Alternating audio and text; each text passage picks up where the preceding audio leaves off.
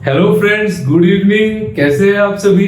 I hope सब बहुत अच्छे से और सब बहुत अच्छे से अपनी अपनी तैयारी भी कर रहे हैं। अभी हम इस क्लास में एक रीजनिंग का एक नया टॉपिक डिस्कस करेंगे। जैसे कि हमने फर्स्ट क्लास में रीजनिंग में इनइक्वालिटी टॉपिक ऑलरेडी डिस्कस कर लिया है।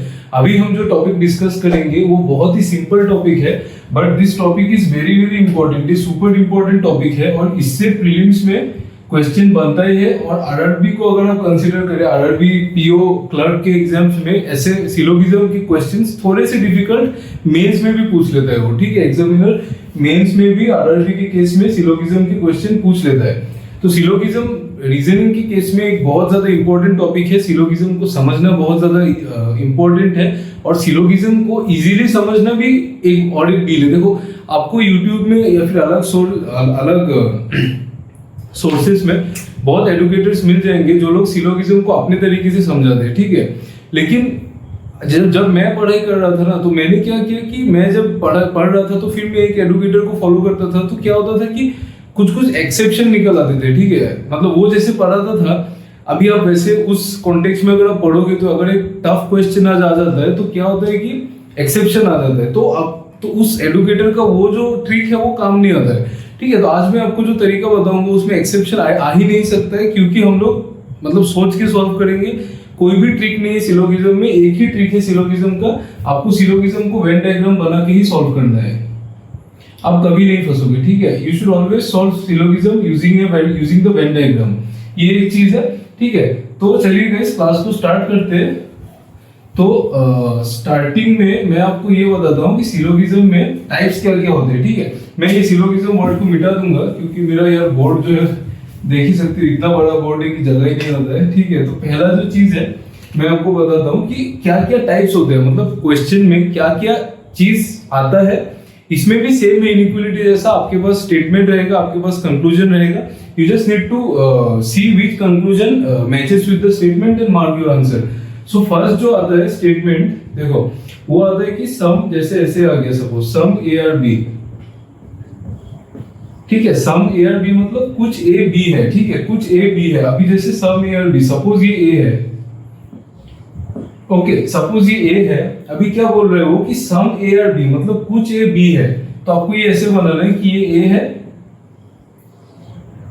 ये बी है और सम ए और बी, ठीक है। इसका मतलब क्या है कि सपोज मेरे पास सपोज ये है, ये डस्टर है, ठीक है। अभी मैं बोल रहा हूं कि ये डस्टर का कलर आप देख सकते हो कि रेड और ब्लैक है। अभी अगर मैं बोलता हूं कि some part of the duster is black, ठीक है, तो वही हुआ, some part of the duster is black. मतलब इसको अगर एक होल ले तो इसमें थोड़ा सा ब्लैक है और थोड़ा सा रेड है। आप अगर एक ए और बी को अगर एक होल ले तो उसमें थोड़ा सा ए है, थोड़ा सा बी है, मतलब सम ए और बी। इतना ज्यादा कॉम्प्लिकेटेड वे से मत सोचो, सिंपल वेन डायग्राम से सोचो कि कुछ ए बी है, ठीक है। ये हो गया हमारा पहला टाइप। दूसरा टाइप जो होता है ऑल ए आर बी। ये क्या बोल रहा है कि ऑल ए आर बी मतलब कि जितना का जितना भी ए है, जो भी ए है वो पूरा बी है। इसका मतलब क्या है कि जितना भी ए है वो पूरा का पूरा ही बी है। मतलब क्या है कि ए बी के अंदर है, ए बी के अंदर है, तो इसको हम लोग ऐसे रिप्रेजेंट करेंगे। देखो ए बी के अंदर हो गया ना, ए जो बॉल है वो बी के अंदर है, मतलब जितना भी ए है, जो भी ए है सारा बी है, ठीक है। अगर आप वाइस वर्सा भी सोचे, अगर ऐसा होता कि ऑल बी आर ए तो बी अंदर होता, ए बाहर होता। मतलब समझ लो, आप चीजों को वेन डायग्राम से आप अपने दिमाग में विजुअलाइज करने की कोशिश करो, ठीक है। जब आप क्वेश्चन सॉल्व करोगे ना, तो ऐसा ट्रिक्स याद करने से कुछ काम नहीं आता है, आपको विजुअलाइज करना ही पड़ेगा कि क्या पॉसिबिलिटीज हो सकता है, उस हिसाब से आपको आंसर मार्क करना है। तो ये हो गया हमारा सेकंड। फर्स्ट हो गया सम ए और बी, कुछ ए बी है। सेकंड हो गया ऑल ए और बी, पूरा का पूरा जो ए है वो पूरा ही बी के अंदर है, ठीक है। ये दो हो गया। अभी थर्ड टाइप पे चलते हैं। आई होप मैं लिख रहा हूं तो आप उसको लिख रहे हो, क्योंकि यार इतना जगह नहीं होता है कि हर एक चीज मैं वो करके आपको वो करूं। तो मैं जैसे ही लिख रहा हूं आप उसको नोट्स बना सकते हो। ओके, सो ये हो गया, हमने पढ़ा सम ए और बी और हमने पढ़ा ऑल ए और बी। थर्ड हम लोग देखेंगे कि ऑल ए, नहीं सॉरी, थर्ड हम लोग देखेंगे कि नो ए इज बी। इसका मतलब क्या है कि कोई भी ए बी नहीं है, मतलब ए और बी में कोई रिलेशन ही नहीं है। ठीक है, इसको हम लोग कैसे बनाएंगे? सपोज ये ए है, ये बी है, तो ए और बी में कोई भी रिलेशन नहीं है, मतलब ए का कुछ ए को बी से मतलब ही नहीं है, दोनों अलग है। ठीक है, ये हो गया नो ए इज बी। और एक आता है कि ये ध्यान से देख लो, ओनली ए और बी, ये इंपॉर्टेंट है, ये आपको लैंग्वेज से समझ में नहीं भी आ सकता है। देखो, सम ए और B, all A is B, no A is B, ये क्या होता है आपको लैंग्वेज से ही समझ में आता है, लेकिन ये जो है कभी कभी आपको लैंग्वेज से समझ में नहीं भी आ सकता है। तो ओनली ए और बी में आप क्या करो, इसको आप घुमा के पढ़ लो। आप इसको पढ़ने जब पढ़ोगे तो आप उसको ऐसे पढ़ लो कि ऑल बी आर ए। ठीक है, ये ऑल बी आर ए पढ़ लो इसको, ओनली ए आर बी। इसका मतलब ही ये है, आप इसको रट्टा पढ़ लो या फिर जैसे भी कर लो, याद रख लो कि ओनली ए आर बी मतलब ऑल बी आर ए। अगर आपको ये पसंद नहीं आता है टेक्निक, अगर आपको कुछ सीखना नहीं है, तो आप इसको ऐसे भी समझ सकते हो। देखो, ओनली ए आर बी मतलब क्या है? सिर्फ ए ही बी है। ठीक है, सिर्फ ए ही बी है, इसका मतलब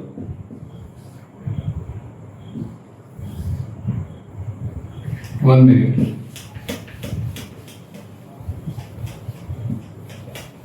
देखो ये क्या, ये मैंने एक्चुअली गलत डायग्राम बनाया था। ओनली ए आर बी का मतलब क्या है कि सिर्फ ए ही बी है, मतलब बी और कुछ नहीं हो सकता। इसका मतलब क्या है कि बी ए के अंदर है ना, समझ गए आप? देखो, आप विजुअलाइज करने की कोशिश करो। मैं आपको दो चीज बताता हूँ। देखो, ओनली ए आर बी मतलब सिर्फ ए ही बी है, सिर्फ ए ही बी है, बी और कुछ हो ही नहीं सकता है। तो सिर्फ ए ही बी है, मतलब देखो सिर्फ ए ही बी हुआ ना, समझ रहे हो ना? देखो, मैं आपको ये चीज बोल बोल के समझा नहीं सकता हूँ, आप थोड़ा विजुअलाइज करने को ट्राई करो। ओनली ए आर बी मतलब सिर्फ ए ही बी है, तो बी जो है वो सिर्फ ए ही है। अभी मतलब देखो, अगर आप इसको ऐसे सोचो, इसको आप दो तरीके से सोच सकते हो। एक आप सोच सकते हो कि ओनली ए आर बी मतलब कि बी अंदर है, ए बाहर है, मतलब सिर्फ ए ही बी है। इसको आप ऐसे भी सोच सकते हो। कोई कोई इसको क्या करता है, ऐसे भी सोचता है कि ओनली ए आर बी मतलब सिर्फ ए ही बी है। ये गलत क्यों है पता है? क्योंकि यहाँ पे तो सी भी आ सकता है ना। देखो, ठीक है, ओनली ए आर बी मतलब अगर आप ऐसा सोचते हो कि सिर्फ ओनली ए आर बी मतलब सिर्फ ए ही बी है, तो ये नहीं हो रहा है। लेकिन अगर आप यहाँ पे देखो कि ओनली ए आर बी, अगर आप ऐसे सोचो तो सिर्फ ए ही बी हुआ ना। अभी बी को अंदर में कोई नहीं आ सकता है, सिर्फ ए ही बी। आप समझ रहे हो ना? यहाँ पे हम लोग क्या कर रहे हैं कि ओनली ए आर बी अगर हम ऐसा अंदर डाल देते हैं तो हम बी को खुला छोड़ देते हैं, ऐसा नहीं है। ठीक है, आप थोड़ा विजुअलाइज करने की कोशिश करो मैं जो बोल रहा हूँ। ठीक है, तो ये ऐसे जाता है कि ओनली ए आर बी मतलब आप या तो ऐसे समझ लो कि सिर्फ ए ही बी है, मतलब ए ही बी है, ए ही बी है। ठीक है, बी और कुछ नहीं हो सकता है, बी और ऐसे समझो कि बी और कुछ हो ही नहीं सकता है, सिर्फ ए ही बी है। ठीक है, या फिर आप इसको अगर इतना दिमाग नहीं लगाना है तो इसको उल्टा करके पढ़ लो, ऑल बी आर ए। ठीक है, ऑल बी आर ए में भी सेम चीज बनता है। ठीक है, तो ये हुआ, तो ये हो गए हमारे चार। ठीक है, आप इन चीजों को पहले तो यार विजुअलाइज करना सीखो। ओके, देखो मैं ज्यादा फास्ट नहीं जाना चाहता हूँ, बट आई थिंक मैं थोड़ा सा फास्ट जा रहा हूँ, इसीलिए अगर आपको क्लास में कुछ समझ में भी नहीं आता है तो आप बोल दो, फिर मैं आपको पर्सनली कांटेक्ट करके आपको मैं ये चीज समझा दूंगा। ठीक है, अगर आपको फिर भी डाउट आ रहा है कि यार आप ओनली ए आर बी समझा दो, तो मैं देखो फिर समझा देता हूँ। ओनली ए आर बी मतलब सिर्फ ए ही बी है। अभी मैं सपोज बोलूं कि सपोज मेरे पास ये है मैंगो है और फ्रूट है। अगर मैं बोलूं कि ओनली मैंगोज आर फ्रूट्स, अगर मैं ऐसा बोलूं कि ओनली मैंगोज आर फ्रूट्स, इसका मतलब क्या है? ओनली मैंगोज आर फ्रूट्स मतलब क्या है? सॉरी, अगर मैं ऐसा बोलूं कि only fruits are mangoes, only fruits are mangoes, इसका मतलब क्या है कि जो मैंगो है वही सिर्फ फ्रूट है ना। समझ रहे हो ना? इसमें क्या बोल रहा है कि सिर्फ मैंगो जो है वही सिर्फ फ्रूट है, मतलब फ्रूट और कुछ हो ही नहीं सकता है, सिर्फ मैंगो ही फ्रूट है। यहाँ पे जैसे बोल रहा है कि ओनली ए आर बी, तो इसका मतलब क्या है कि सिर्फ ए ही बी हो सकता है, सिर्फ ए ही बी हो सकता है। समझ रहे हो ना? सिर्फ ए ही बी हो सकता है और कुछ हो नहीं सकता है। बी सिर्फ ए ही होगा, मतलब सिर्फ बी सिर्फ ए ही होगा, तो और कुछ हो नहीं सकता है, ये मतलब है। ठीक है, तो अगर आपको अभी भी समझ में नहीं आ रहा है तो आप वो वाला टेक्निक ले सकते हो। क्योंकि ये चीज आपको क्वेश्चन करते करते विजुअलाइज करते करते समझ में आएगा। So for the time being you can take this कि ओनली ए आर बी मतलब ऑल, और ओनली ए आर बी मतलब ऑल बी आर है, ठीक है। ओके ओके, सो हमारा जो और नेक्स्ट टाइप है उसमें क्या होता है कि सपोज ऐसा बोल रहा है कि some A are not be, कुछ ए जो है वो बी नहीं है। इसका मतलब क्या है, ए हो गया, ये बी हो गया, कुछ ए जो है वो बी नहीं है। समझ गए, मतलब कि ए का थोड़ा सा पार्ट जो है वो बी नहीं है। अभी देखो इसमें सम ए आर नॉट बी में इसका मतलब ये नहीं है कि कुछ ए, देखो आप इसको ऐसा भी सोच सकते हो कि मैं बता रहा हूं कि यार कुछ ए है जो कि बी नहीं है, तो आप ऐसा भी सोच सकते हो कि यार बाकी जो ए है वो तो बी हो ही सकता है। ऐसा वो नेसेसरी नहीं है, ठीक है, वो नेसेसरी नहीं है। मतलब क्या है इसमें आपको क्या बोला है कि some A are not be, मतलब कुछ जो है ए का जो कुछ पार्ट है वो बी नहीं है। आपको ये नहीं बोला है कि बाकी पार्ट बी हो सकता है कि नहीं, एक्स्ट्रा दिमाग नहीं लगाना है, जो बोला है उसमें ही स्टिक करो। यहाँ इसमें इस पार्ट में क्या बोला गया है कि some A are not be, मतलब कुछ ए जो है वो बी नहीं है, ठीक है। इसका मतलब ये नहीं है कि बाकी है, अभी हो भी सकता है, लेकिन ऐसा क्वेश्चन में नहीं बोला है कि है, ठीक है। आप लोग जब क्वेश्चन सॉल्व करोगे तो आपको समझ में आएगा। सो आई होप आपको ये पांच स्टेप समझ में आ गया होगा। बहुत इजी है, rather than noting down everything and rather than memorising everything, you can use your brain and draw the Venn diagrams more effectively. उससे क्या होगा, आपको क्वेश्चन बहुत जल्दी सॉल्व होगा। हमको रीजनिंग में मेंस के एग्जाम में 24 से 25 क्वेश्चन करना होता है, आपको पता है ये चीज। अगर आप दूसरे सब्जेक्ट में वीक हो, क्योंकि रीजनिंग में यार सब लोग स्ट्रॉन्ग बन सकते हैं, एफर्ट अगर आप लगाओगे ना, आप रीजनिंग में बहुत स्ट्रॉन्ग बन सकते हो। अगर आपके पास उतना ब्रेन भी नहीं है, फिर भी आप रीजनिंग में प्रैक्टिस के थ्रू आप बहुत ऊपर जा सकते हो। तो रीजनिंग ऐसा सब्जेक्ट है जिसको छोड़ना ही नहीं है, रीजनिंग को चबा के खाना है, और रीजनिंग ही मार्क्स दिलाएगा, ठीक है, रीजनिंग ही मार्क्स दिलाएगा। मेंस के पेपर में या फिर प्री में तो चलो छोड़ो, प्री तो स्पीड पे ही काम होता है बस। मेंस के पेपर में जो दो सब्जेक्ट है, जो मैं एक्सपीरियंस से बता रहा हूँ, जो मार्क्स दिला सकता है वो होता है रीजनिंग एंड इंग्लिश। यही दो सब्जेक्ट है। आप करंट अफेयर्स जितना भी पढ़ लो, करंट अफेयर्स एग्जामिनर ऐसा पूछेगा जो आपने पढ़ा ही नहीं है, जो किसी ने नहीं पढ़ा है। बहुत कभी कभी पिकुलियर सवाल पूछ देते हैं, तो हमको जो मार्क्स स्कोर करने का जो एरिया होता है वो यही होता है, रीजनिंग और इंग्लिश, ठीक है, यही होता है, बाकी कुछ नहीं होता है। इसीलिए रीजनिंग और इंग्लिश को मास्टर करना है। क्वांट्स आपको आए ना आए, आप एग्जाम में जाके 5-6 डीआई बना लो, आपको मेंस के एग्जाम में आपके 10-12 क्वेश्चन बन जाए, वो बहुत है। अगर पेपर इजी है तो आपके 15-16 भी बन सकते हैं। हमारे एसबीआईपीओ के टाइम में मुझे पेपर इजी लगा था तो मैंने 18 बनाया था। अगर पेपर इजी आता है तो बना सकते हो, लेकिन नॉर्मल मेंस के पेपर में 10 से 12 अगर टफ आता है तो वो बनाना भी बहुत इजी है, लेकिन रीजनिंग इंग्लिश में आप बना सकते हो, ठीक है। तो यार ये सब बातें हम लोग तो चलती रहेंगी। हम लोग अभी क्या करेंगे, क्वेश्चंस प्रैक्टिस करेंगे। मैं आपको क्वेश्चन करके दिखाता हूँ, इसका क्या चक्कर है, इसको कैसे सॉल्व करना है।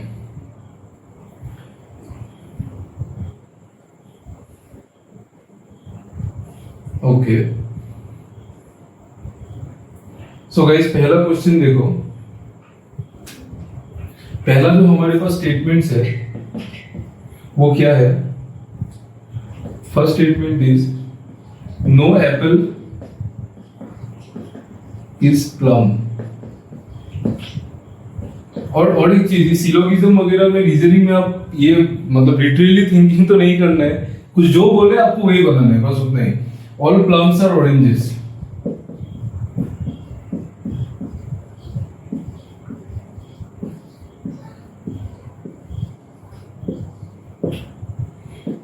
थर्ड जो स्टेटमेंट है, ऑल ऑरेंजेस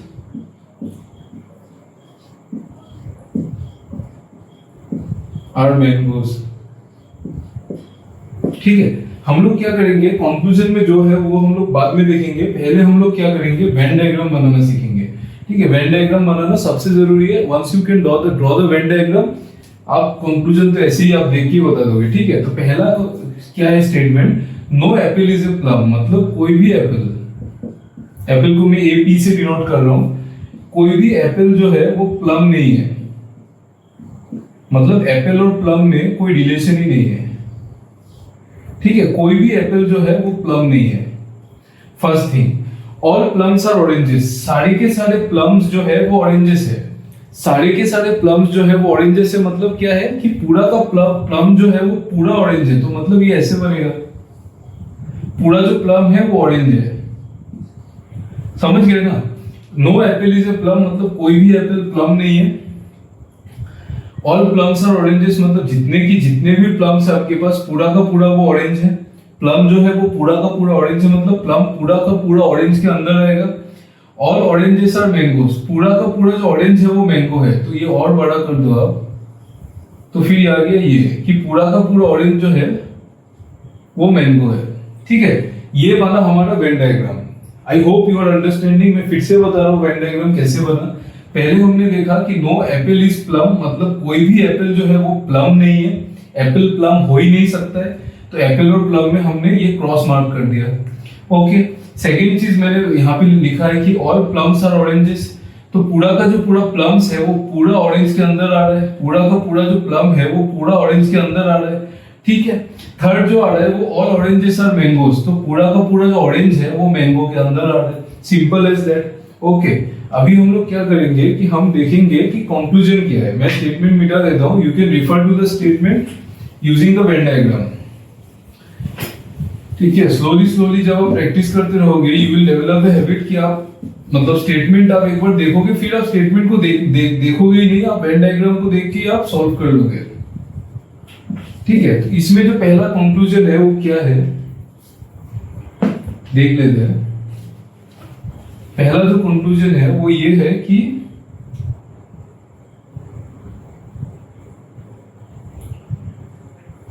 पहले वो बोल रहा है कि ऑल प्लम्स आर मैंगोज। दूसरा जो है वो बोल रहा है at least some mangoes are oranges. At least some mangoes are oranges. ठीक है, तो देखो पहला जो कंक्लूजन है वो बोल रहा है कि ऑल प्लम्स आर मैंगोज। यहाँ पे आपको दिख रहा है, डायग्राम में दिख रहा है ना, पूरा का पूरा जो प्लम है वो मैंगो के अंदर है। तो पहला वाला सही है। समझ में आया ना? देखो आप जब स्टेटमेंट बनाओगे आपको कंक्लूजन में पूछेगा कि according to what is there in the statement which of the following conclusions hold और डू नॉट होल्ड, या फिर मतलब ट्रू है या फॉल्स है। तो यहाँ पे क्या है कि बोल रहा है कि ऑल प्लम्स आर मैंगोज। ठीक है, तो ऑल प्लम्स आर मैंगोज मतलब क्या है कि पूरा का पूरा प्लम जो है वो मैंगो है। दिख रहा है पूरा का पूरा प्लम मैंगो के अंदर है। सेकंड चीज जो वो बोल रहा है कि at least some mangoes are oranges, मतलब कि कुछ तो मैंगो है जो ऑरेंज है। एटलीस्ट सम मतलब क्या कि कुछ तो है, मतलब एटलीस्ट मतलब क्या होता है मिनिमम, एट मोस्ट मतलब सॉरी एटलीस्ट मतलब क्या होता है एटलीस्ट मतलब मिनिमम ही होता है, मतलब कि कुछ होने से भी कुछ तो है। ठीक है, कुछ तो है कि मतलब जो कुछ मैंगो तो है जो ऑरेंज है। तो देखो कुछ मैंगो तो है ना जो ऑरेंज है, समझ रहे हो ना? एटलीस्ट सम मैंगोज और ऑरेंजेस मतलब ऐसा कुछ तो मैंगो है जो कि ऑरेंज है। तो पूरा का पूरा ऑरेंज जब मैंगो है तो कुछ तो मैंगो होगा ही ना जो ऑरेंज है। एकदम सिंपल सोचो। ठीक है, आप वेन डायग्राम से सोचो, एटलीस्ट सम मैंगोज और ऑरेंजेस। तो ये सपोज पूरा का पूरा मैंगो है, ये ऑरेंज है, ये पार्ट सपोज हमारा ऑरेंज होता है और ये हमारा मैंगो है। ये ऑरेंज है, ये है मैंगो। वो बोल रहा है कि कुछ मैंगो ऑरेंज है, तो कुछ ये जो पार्ट है ऑरेंज, ये तो कुछ मैंगो ही है ना, है ना? ये देखो ये जो ऑरेंज वाला पार्ट है ये तो कुछ मैंगो ही है।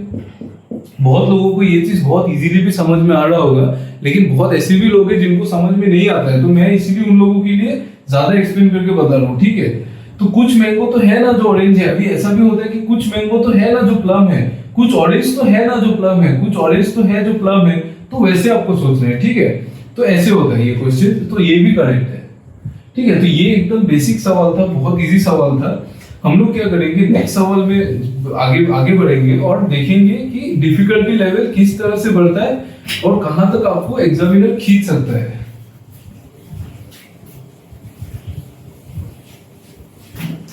ओके,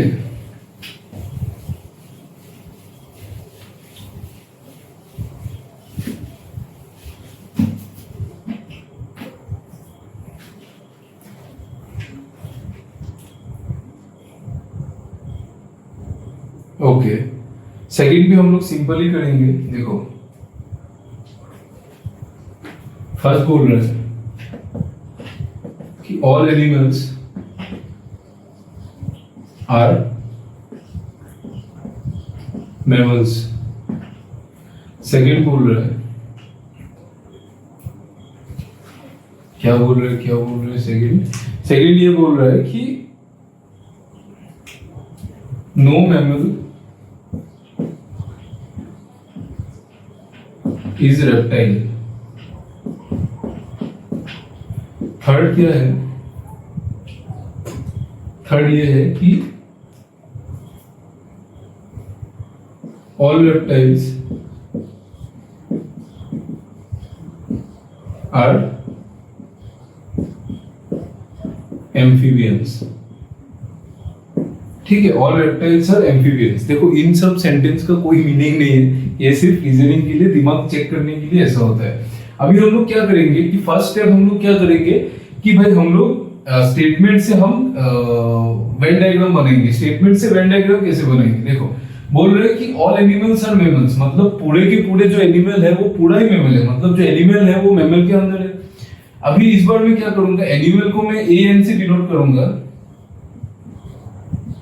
देखो ऑल एनिमल्स आर मैमल्स, मतलब पूरा का पूरा जो एनिमल है वो मैमल है। ठीक है, नो मैमल इज रेप्टाइल, मतलब मैमल और रेप्टाइल में कोई रिलेशन ही नहीं है। कैसे बनेगा, मैमल और रेप्टाइल में कोई रिलेशन नहीं है। थर्ड बोल रहा है ऑल रेप्टाइल्स आर एम्फीबियंस, जो रेप्टाइल है, देखो ये समझ में आया ना, नो मैमल इज रेप्टाइल मतलब मैमल और रेप्टाइल में कोई रिलेशन नहीं है। तो मैमल और रेप्टाइल का जो बीच वाला है, मैंने मैमल और रेप्टाइल का ऐसे लाइन खींच के काट दिया, मतलब कुछ नहीं हो सकता, इन दोनों में कुछ आपस में होगा ही नहीं। ठीक है, तो अभी देखो ऑल रेप्टाइल्स आर एम्फीबियंस, मतलब पूरा का पूरा जो रेप्टाइल है वो एम्फीबियन है। एम्फीबियन को एम लिखा है मैंने, एनिमल को एन लिखा है। So I hope you are getting the Venn diagram that I drew on the board. ठीक है, तो समझ रहे हो ना आप। देखो all animals are mammals, no mammal is reptile, all reptiles are amphibians. ठीक है, ये हो गया हमारा।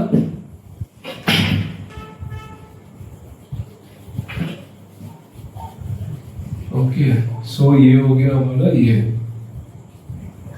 अभी हम क्या करेंगे, नेक्स्ट हम लोग ये देखेंगे कि हमारे पास कंक्लूजन क्या क्या है। ओके, सो कंक्लूजन देखने के लिए देख लो कैसे करेंगे। कंक्लूजन क्या किया पहले वो देख लेते हैं। ओके, फर्स्ट कंक्लूजन है कि all animals are amphibians. Second है some amphibians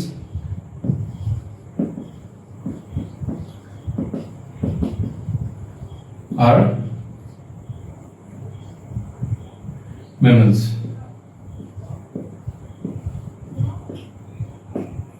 Some amphibians are mammals और all animals are amphibians। क्या पूरा का पूरा एनिमल एम्फीबियन है? देखो नहीं है ना। ऑल एनिमल्स आर एम्फीबियंस कैसे होगा? Animals, all animals are mammals ही है। फिर तुम बोल रहे हो कि मैमल्स रेप्टाइल्स नहीं हो सकता। पहले तुम बोल रहे हो कि पूरा का पूरा जो एनिमल्स है वो मैमल्स है, फिर तुम बोल रहे हो कि मैमल जो है वो रेप्टाइल हो ही नहीं सकता है। तो तुम कैसे बोलोगे कि एनिमल जो है वो एम्फीबियन है? और इतना दिमाग लगाने के बारे में छोड़ दो। आपको यहाँ पे दिख रहा है क्या कि ऑल एनिमल्स आर एम्फीबियंस? अगर ऐसा होता तो एनिमल जो है वो एम्फीबियन के अंदर आता ना, तो ये डेफिनेटली फॉल्स है। सेकंड देखो, some amphibians are mammals, some amphibians are mammals, ऐसा दिख रहा है क्या? नहीं दिख रहा है ना। सम एम्फीबियंस आर मैमल्स आपको दिख रहा है क्या? देखो जब ऐसा बोलते हैं ना कि some amphibians are mammals, all animals are amphibians, तब आप इतना ही सोचो कि आपको दिख रहा है क्या। जब अगर कंक्लूजन ऐसा बोलेगा कि सपोज अभी ऐसा बोलता कि some amphibians being mammals is a possibility, ठीक है, some amphibians being mammals is a possibility, तब आपको क्या करना होता? तब आपको अलग अलग दिमाग से, अलग अलग तरीके से इस वेन डायग्राम को आपको इमेजिन करना होता। तब आप ऐसा सोचोगे कि देखो थोड़ा सा एनिमल्स जो है वो मैमल्स है, और जो मैमल्स जो है वो रेप्टाइल्स नहीं है, लेकिन रेप्टाइल्स एम्फीबियंस है। अभी वो बोल रहे हैं कि मैमल जो है वो रेप्टाइल नहीं हो सकता है, लेकिन यार इस पार्ट को छोड़ के जो बाकी एम्फीबियन वाला पार्ट है वो तो ऐसा आ सकता है ना। देखो इसको हम लोग ऐसा भी तो बना सकते हैं ना कि एनिमल और ये जो यहाँ पे अगर हम लोग बना देते हैं, सपोज हम लोग रेप्टाइल को इधर बना देते हैं और बाकी एम्फीबियन अगर इधर होता है, तो यहाँ पे क्या हो रहा है, सम एम्फीबियंस और मैमल्स तो हो रहा है ना, ये चीज हो रहा है ये चीज। तो मतलब ये कि अगर आपको ऐसा बोलता कि some amphibians being mammals is a possibility, तब आप क्या करते हैं कि तब आप अपने वेन डायग्राम को थोड़ा अलग टाइप से भी आपको सोचना पड़ता है, ठीक है, सोचना पड़ता है। तब आप मतलब आप इमेजिन कर, आपको थोड़ा सा इमेजिन करना पड़ता है। लेकिन अगर आपको डायरेक्टली ऐसा बोला है कि सम एम्फीबियंस आर मैमल्स, तो आपको यहाँ पे दिख रहा है क्या कि सम एम्फीबियंस आर मैमल्स? आपको जब नहीं दिख रहा है आप सीधा उसको काट दो, ठीक है, ये भी फॉल्स हो गया। तो ये हो गया हमारा इजी पार्ट। ये सब जो क्वेश्चन है, अभी आप एसबीआई क्लर्क का प्री दोगे, आप आरआरबी क्लर्क का प्री दोगे, आपको ऐसे ही सवाल पूछे जाएंगे जो कि बहुत ज्यादा इजी होता है। अभी आपको समझना 50% समझ में आ रहा है, 60% आ रहा है, नो प्रॉब्लम। आपको धीरे धीरे जब तक ये क्लास खत्म होगा, आई गारंटी आपको 80% तो समझ में आ ही जाएगा। बाकी आप प्रैक्टिस करोगे, मैंने आपको जैसे पढ़ाया वैसे आप आंसर्स को ट्राई करोगे, तो फिर आपको 90 से 100% समझ में आ जाएगा। लेकिन सिलोगिज्म को 100% अगर आपको समझ में आ रहा है, it's a very good thing.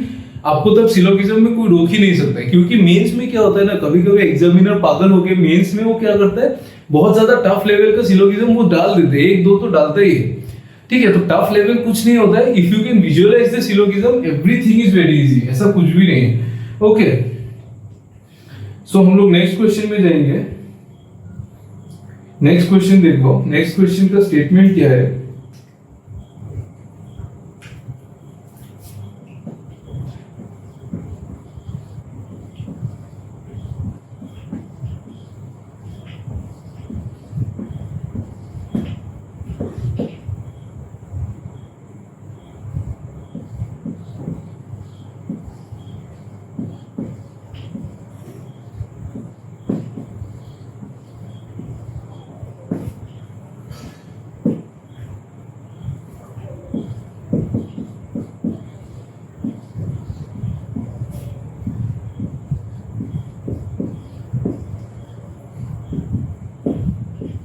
उनको इतना हैंडराइटिंग बहुत ज्यादा खराब है, ठीक है। यहाँ पे देखो क्या क्या स्टेटमेंट है।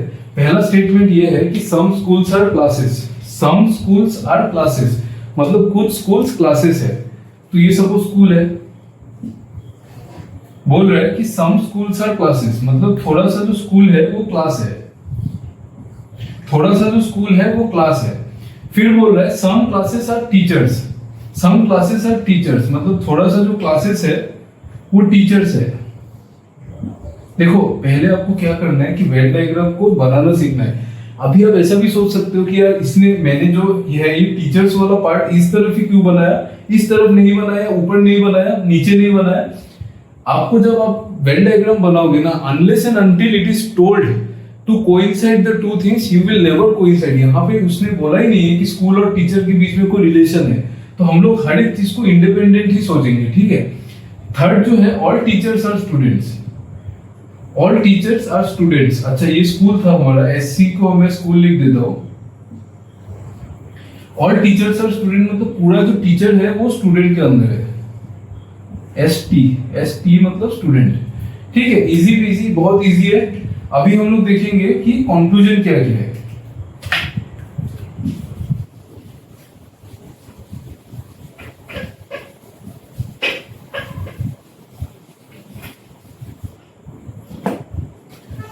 ओके, तो इसमें जो हमारा कंक्लूजन आएगा, जो जो कंक्लूजन गिरेगा वो क्या क्या है।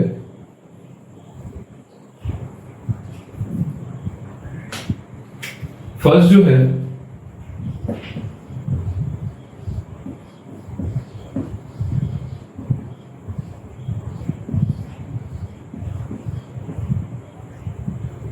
Some students are classes. Second क्या है,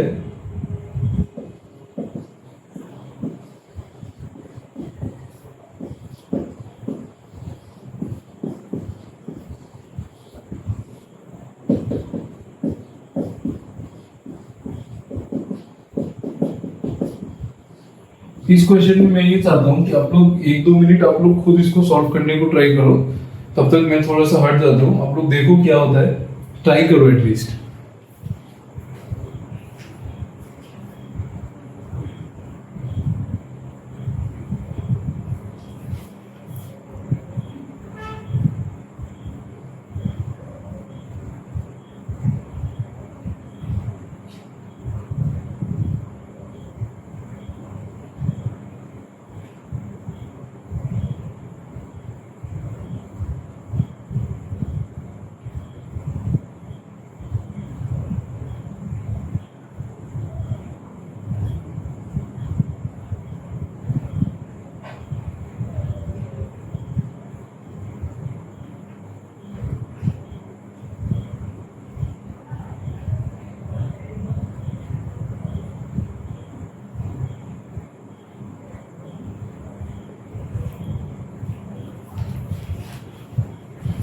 okay guys, enough time for trying.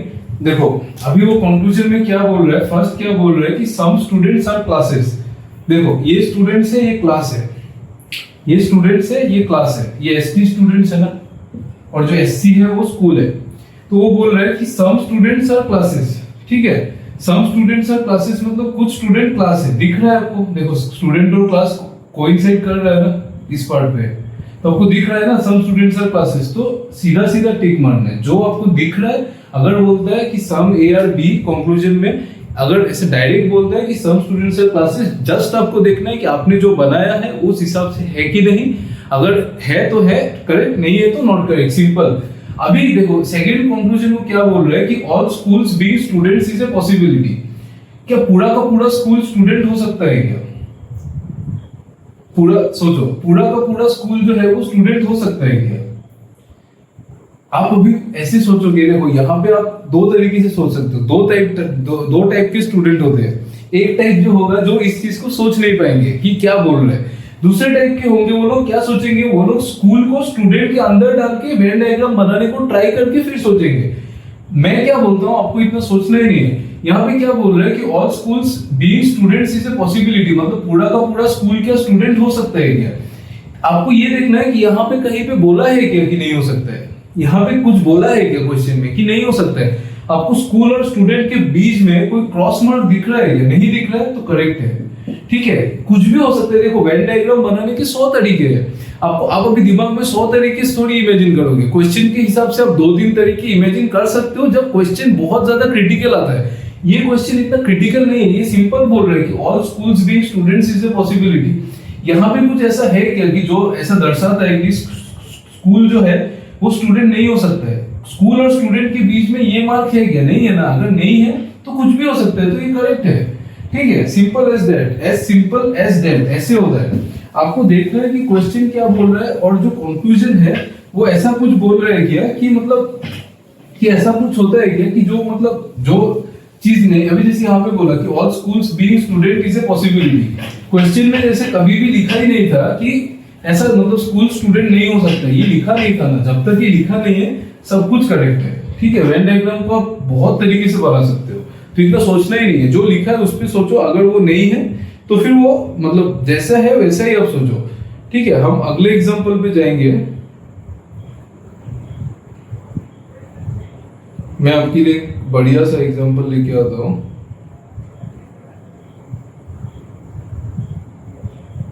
ये वाला एग्जांपल।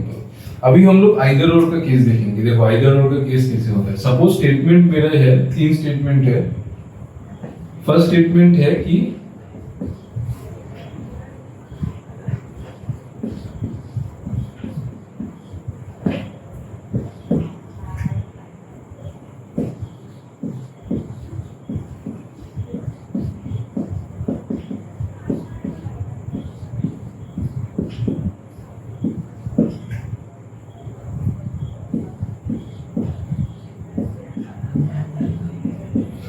ये पोस्ट ऑफिस है।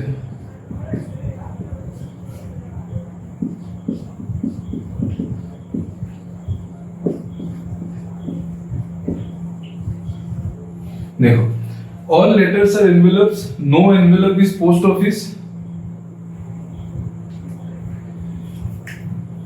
ऑल लेटर्स आर एनवेलप्स, पहले उसको बनाएंगे, मतलब पूरा का पूरा जो लेटर है वो एनवेलप है, मतलब जो लेटर है वो एनवेलप के अंदर आ रहा है, ठीक है। जैसे कि हमने पहले क्वेश्चन में भी देखा, ऑल लेटर्स आर एनवेलप्स, मतलब पूरा का पूरा लेटर जो है वो एनवेलप है।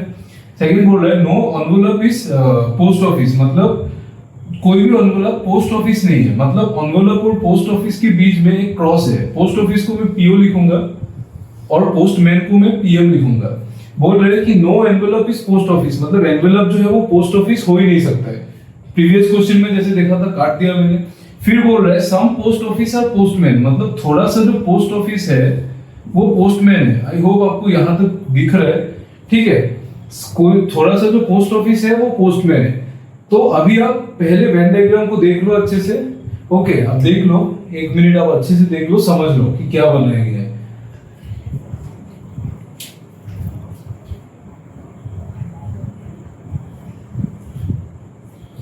हाँ ओके, सो अभी हम लोग, जैसे कि आप लोगों ने देखा, अभी हम क्या करेंगे कि हम लोग देखेंगे कि बेटा कंक्लूजन क्या बोल रहा है, कंक्लूजन क्या दिया हुआ है उसने। ठीक है, कंक्लूजन क्या है। अभी सपोज ये होता है कि पहला कंक्लूजन क्या है, पहला कंक्लूजन क्या है कि some postman are letter, no postman is letter, letter sorry.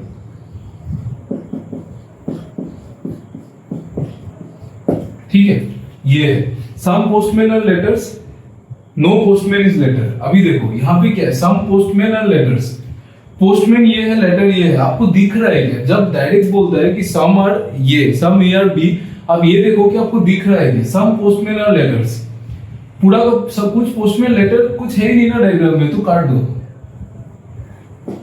Second बोल रहा है कि नो पोस्टमैन इज लेटर। अभी देखो, अभी जब ऐसा कंक्लूजन आएगा ना, जब ऐसा बोलेगा कि no postman is letter, no A is B, no B is C, no C is D, no A is Z, ऐसा नो कुछ भी आए, no A is B, no M is N, तब आपको ये देखना है कि ये श्योर है क्या। मतलब आपको कोई अगर नेगेटिव एक चीज बोल रहा है, कि सपोज मेरे को कोई बोल रहा है कि यार तुम तो एक नंबर का वो, समझ रहे हो ना, मैं यूज नहीं करना चाहता, तो आपको अगर ऐसा बोलता है कि आप तो आप ये सोचोगे कि यार मैं सच में हूं क्या।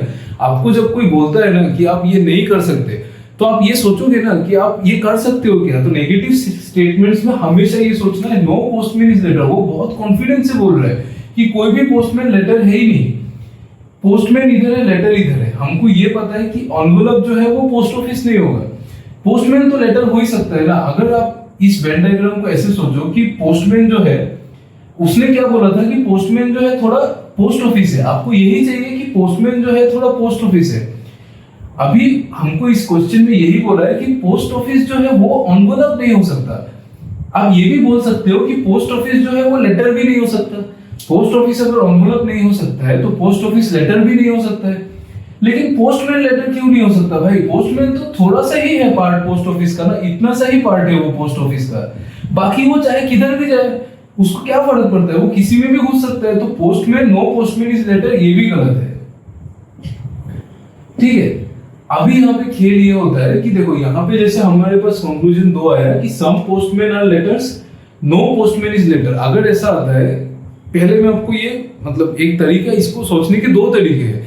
मैं आपको पहले बोल रहा हूँ कि सम पोस्टमैन आर लेटर्स, फिर नो पोस्टमैन इज लेटर। अगर आप ऐसे देखते हो कि सम है, सम ए इज बी और नो ए इज बी, अगर ये दोनों कंडीशन, अगर ऐसा दो कंडीशन आता है कि सम ए इज बी या फिर नो ए इज बी, अगर ये दोनों कंडीशन ही फॉल्स होता है तो हमेशा इसका जो आंसर है वो हमेशा इधर और होगा।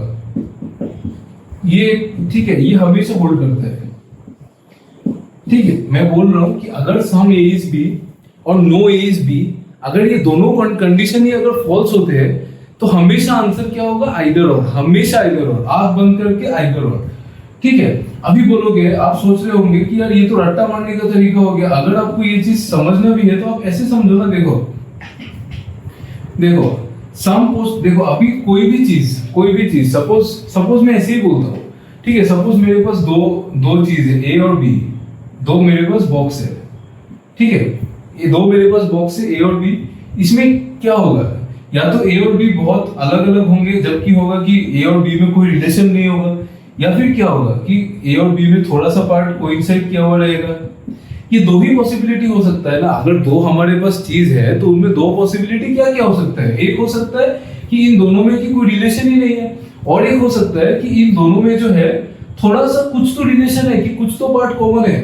तो इन दोनों को छोड़ के तो कुछ हो ही नहीं सकता है ना, है ना। अगर कोई भी दो चीज आप दुनिया में ले लो, उन दोनों में या कोई रिलेशन रहेगा, कोई दो इंसान पकड़ लो, उन दोनों में कोई रिलेशन रहेगा या फिर दोनों अनजान होंगे। तो आइदर ए और बी तो ऐसे भी होना है ना। यहाँ पे बोल रहा है कि सम पोस्टमैन आर लेटर और नो पोस्टमैन इज लेटर, इन दोनों में से एक तो होगा ही, है ना, होगा ये ऑब्वियस है। तो उससे भी आप सोच सकते हो कि आइदर ए और बी आता है। ठीक है, तो ये है, ये लॉजिक है।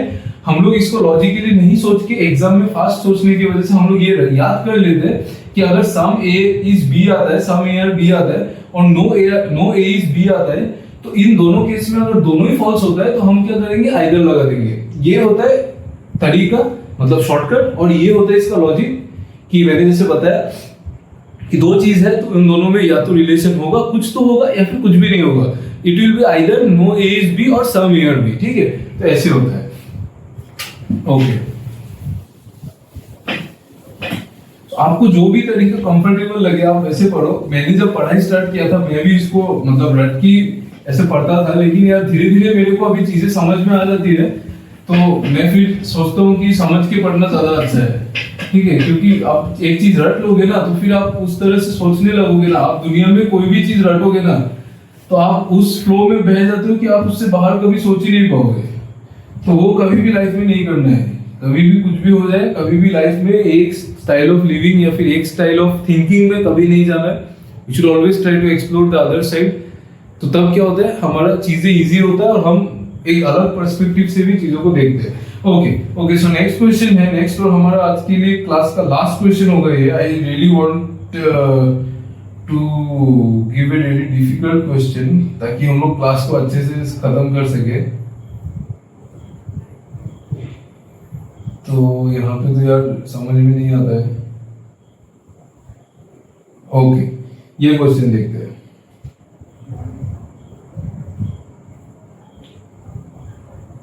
ये क्वेश्चन देखते हैं।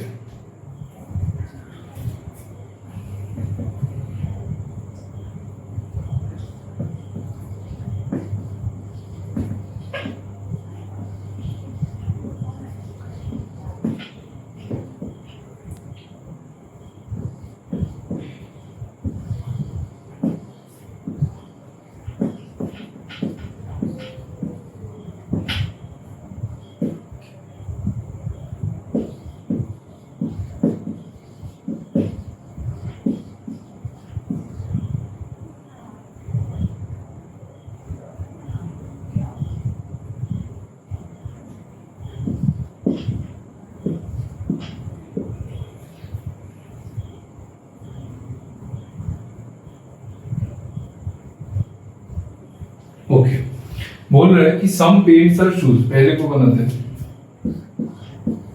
कुछ पेंट है जो कि शूज है। फिर बोल रहा है सम शूज आर स्लीपर्स। इधर नहीं, इधर। इसमें इधर चला उधर चला नहीं करना है, ठीक है। जैसा है वैसे ही बनाओ, सीख लो अभी। एटलीस्ट ये चीज सीख लो, कंफ्यूजन में नहीं रहोगे। All slippers are shirts. All slippers are, पूरा का पूरा जो स्लीपर है वो शर्ट है। शर्ट। ये हो गया हमारे 3 स्टेटमेंट। अभी हम लोग चलते हैं कंक्लूजन में। देखो आपको डाउट्स बहुत आएगा क्योंकि ये लाइव क्लास नहीं है, तो आपको डाउट्स बहुत आएगा और मैं आपको क्या डाउट्स आएगा वो मेरे को समझ में भी नहीं आएगा। तो आप प्लीज यार, अगर डाउट आता है तो प्लीज कमेंट।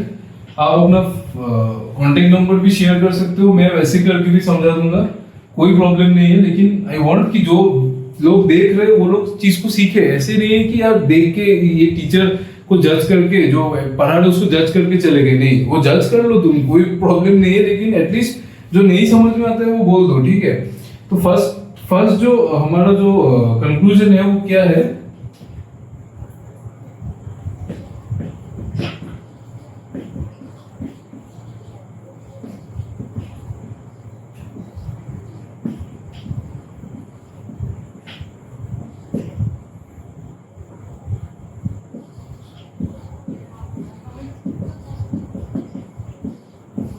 मैं आपको यहाँ पे एक और एक चीज बताऊंगा। मैं पहले बताना भूल गया ये चीज।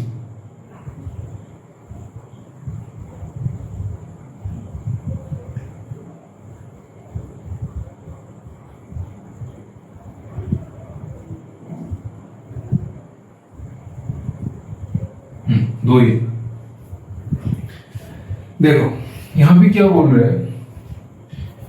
फर्स्ट चीज क्या बोल रहा है कि at least some shirts are pants. क्या थोड़े से थोड़े शर्ट्स, कुछ तो शर्ट्स है जो पेंट्स है।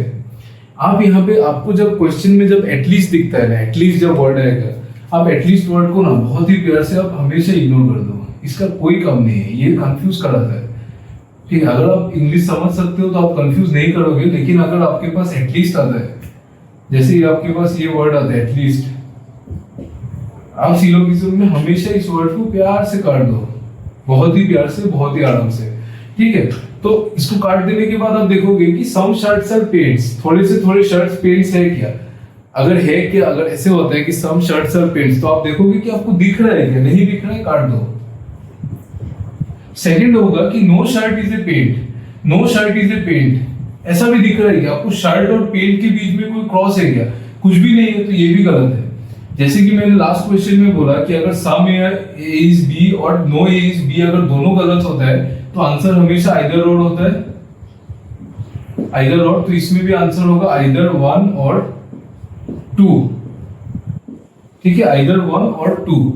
तो आई होप आपको समझ में आया होगा। मैं इसको और एक तरीके से भी इसमें भी समझा देता हूँ कि सम शर्ट्स आर पेंट्स, आपको दिख रहा है कि शर्ट पेंट है, नहीं है, गलत, cross. No shirt is a pant, shirt और पेंट के बीच में क्रॉस दिख रहा है क्या, नहीं दिख रहा है, तो ये भी गलत है। अभी बोल रहा हूँ शर्ट और पेंट दो एंटिटी है, तो दुनिया में क्या हो सकता है, अगर शर्ट और पेंट दो चीज है, दो बॉक्स है, दो सर्कल है, क्या हो सकता है, या तो कुछ शर्ट पेंट होगा या फिर नहीं होगा ना, या तो होगा कि सम शर्ट्स आर पेंट्स या फिर no shirt is a pant, तो आइदर और ऐसे भी होगा, ऐसे भी सोच लो आप, उसको ऐसे भी सोच लो कि अगर सम ए आर बी और नो ए इज बी आता है और दोनों गलत होता है, हमेशा आंसर आइदर और ही होता है, ठीक है।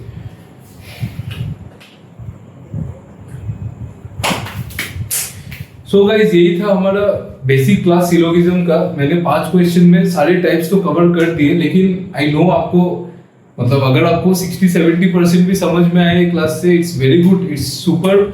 मैं उतना ही एक्सपेक्ट कर रहा हूँ, क्योंकि यार सिलोगिज्म समझने में थोड़ा तो टाइम लगता है। देखो, दो दिन तो आपको लगेगा पूरा दिमाग सब कुछ क्लियर आउट होने में, क्योंकि जो लोग नए से सीखते हैं उनको सिलोगिज्म बार बार समझा के दिमाग में आता है, ठीक है। अगर आपको मेरा एक्सप्लेनेशन पसंद आए तो आप वो भी कमेंट करें, अगर पसंद नहीं आए, जो भी चेंजेस है, कुछ भी प्रॉब्लम्स है, वो भी कमेंट करें।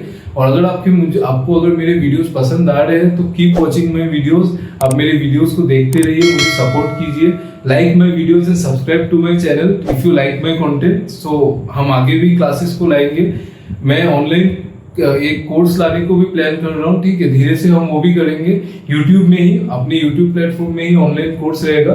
तो वैसे करके हम लोग सारी चीजों को कवर करेंगे। और if you like my content, if you like my style of teaching, then you please support me, it will be very grateful. तो चलो गाइस, हम लोग नेक्स्ट क्लास में मिलेंगे, बाय बाय।